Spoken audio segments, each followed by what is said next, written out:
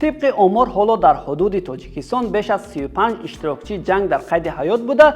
از آنها 11 نفرشان در حدود ولایت سوخت دولت پیری میرانند. در آن شب و روز جشنی در گروه های تاجیکی فیسبوک ما نوار جالبی را دیدیم. در آن گفته می شود که در باغ گورکی مسکو روز غلبه را با سرود ماندگار ای صنم از تاج‌الدین محی‌الدین گرم و خاطرمان تجلیل نمودند. سرود را گروه ایوان اجرا میکرد و مورد استقبال خوبی حاضرین قرار گرفته بود.